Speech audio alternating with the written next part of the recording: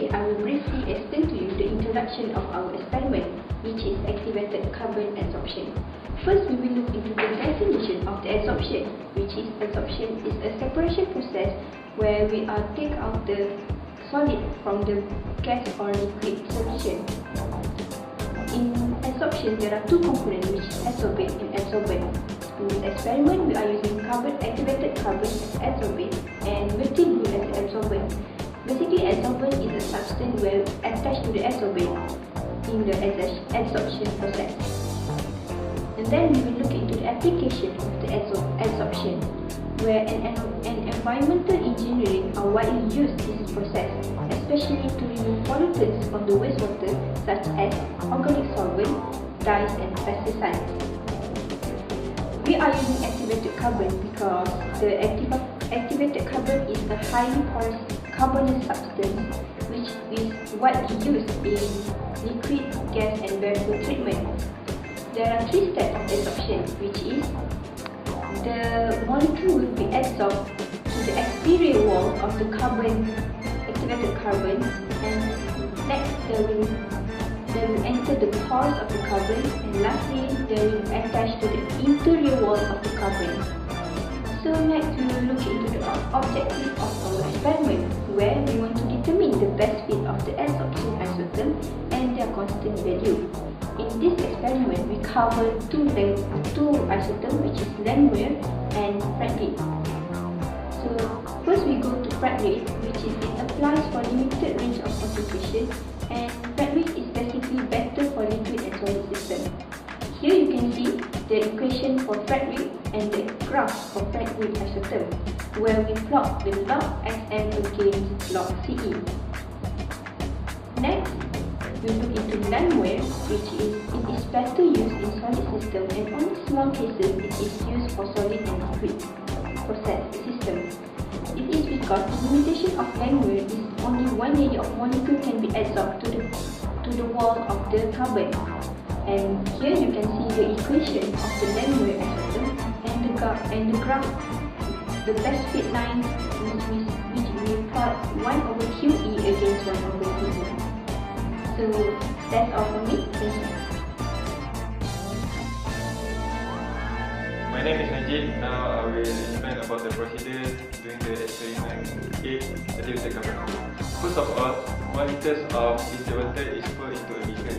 Then we weigh the methylene blue solution into 5 different samples, which weigh 50 mg, 100 mg, 150 mg, 100 mg and 250 mg. Then we weigh the activated carbon, which is 300 mg. Then we stir the methylene blue solution into the beaker until the solution is dissolved and obtain the desired concentration. Then after that, we put the beaker into the stirrer and set up the stirrer into 120 rpm. Then after 15 minutes, we take 10 ml of sample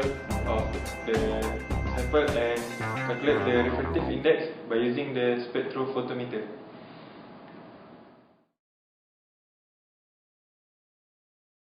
Hi, I'm Kelly. I'm going to explaining about the calculation part. First of all, after we take the sample, we want to calculate the concentration of the methylene blue. We are using the sample and put into the spectrophotometer, and we get the adsorbent index. After that, we use that adsorbent index, related it using the calibration curve the adsorbent index versus the concentration, which the linear equation is y equal to 0.177x. Y is the adsorbent index, x is concentration. So we put in the y number and get the x. So we can know the concentration now. Next, we want to determine the removal efficiency, which is how efficient the methylene blue being removed using the activated carbon. The equation used is efficiency equal to initial methylene blue concentration minus the concentration at that time over the initial one, then times with 100%. Next, we want to calculate the QE, which is the equivalent concentration of methylene blue on the activated carbon, which is the equation is QE equal to initial concentration minus the concentration at that time divided by the mass of the activated carbon. In this case, we use 300 mg. Then we times with the liter. In this case, the solution is 1 liter.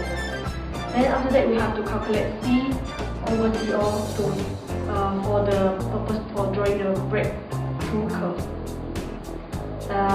Then we know that CE equal to C at the time, means the concentration. This term is used for the calculation later. Then we go for the Frederick and Allinger isotherm. First, we go for the Frederick isotherm. This equation is the non-linear one. Then after we linearize it, we will become with the log symbol.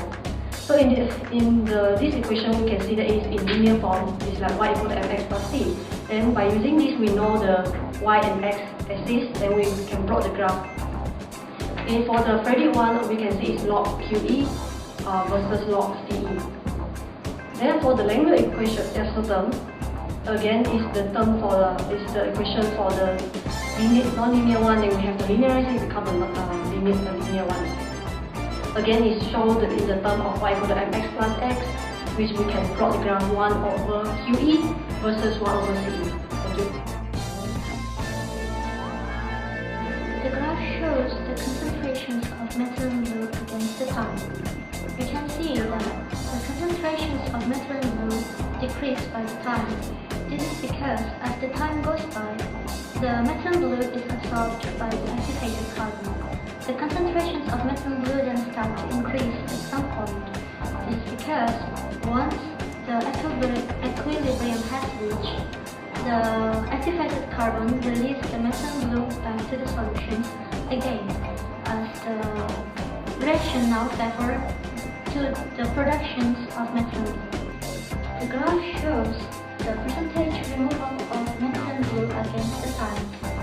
We can conclude from the graph that the percentage removal of methylene blue is increasing with the time, but it will decrease at some point. This is because the methylene blue is absorbed by the activated carbon until it is released back to the solutions through the desorption process.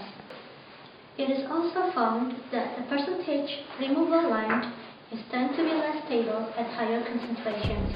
This is because at low adsorbate concentrations, the ratio of surface active sites to total dye is high. Hence, the dye ions could interact with the absorbent to occupy the active sites on the carbon sites sufficient and can be removed from the solutions. However, with the increase in adsorbate concentrations, the number of activate adsorbent sites is not enough to accommodate dye ions, resulting to the higher time to reach equilibrium. The graph shows the breakpoint curves of methylene blue, which is C over C naught against the time. The C over C naught is the ratio of methylene blue solution concentration at time t to its initial concentration at time 0. Based on the graph, we can see that the 50 mg of the sample has the breakpoint of 45 minutes. The 100 mg of the sample has its breakpoint at 75 minutes, and the 150 mg of the sample has its breakpoint at 60 minutes. The 200 mg of the sample has its breakpoint at 30 minutes, and the 250 mg of the sample has its breakpoint at 75 minutes. Comparing all the graphs, we suppose to have the highest point for the sample of 50 mg per liter, because it has the lowest initial concentration than the rest. Thus, the denominator will be lower, that it will contribute to the higher ratio of concentration of methylene blue at time t to its initial concentration at time 0. Now, we're going to use our data to be plotted in both Landmark and Frederick model, in order to choose which model suits our process better. Now, let us take a look at both models, which is Frederick and Landmark isotherm model.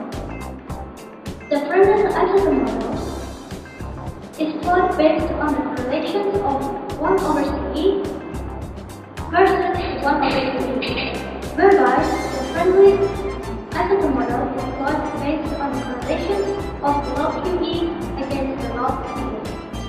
Now, let us take a closer look to the Langmuir isotherm model graph. As you can see here, from all the 5 samples, most of them obtain the linear line. Now we're going to use the 100 mg samples graph to be used and to be compared to the friendly isotherm model graph. Now let us take a closer look to the friendly isotherm model graph. As we can see here, from all the 5 graphs obtained from each sample, the 100 mg samples obtain the most stable one. So we're going to use this one as well to be compared with the previous Langmuir isotherm graphs that we chose previously. Now we compare these both graphs, and you can see here that the Langmuir isotherm model graphs obtain the more linearized graph compared to the previous one.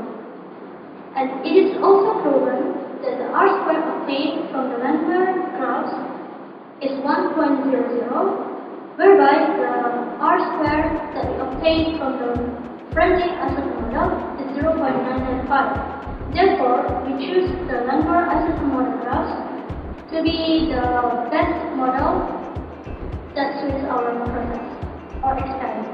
Thank you. Hi guys, my name is Christian and I'll be talking about the conclusion of our experiment. So our experiment is, the objective is to attain at least 70% of removal efficiency and also to look the best fit of the isotherm, whether it's either Langmuir or Proudly isotherm. So first of all, looking at the removal efficiency, we have gotten about 93.4% of removal efficiency, meaning that about 93% of methylene blue from the solution is being absorbed by the activated carbon. Looking at the concentration of methylene blue over time, we have found that at the beginning of the experiment, the concentration reduces. However, towards the end of the experiment, the concentration increases. This is because the activated carbon, which is our adsorbent, has achieved its equilibrium towards absorbing methylene blue. So once it achieves an equilibrium, it starts to go towards desorption, whereby the methylene blue gets desorbed back into the solution. Next, we look into our isotherm. So based on our experimental data, we have plotted a graph for both the isotherm which is Langmuir and Proudly. So for us to find which is the most best isotherm for our experiment, we will look into which one is the most linear graph. So we have from our data, we found out that it is the Langmuir isotherm which is the most linear because the R-square value is nearest to the 1. So first, thank you.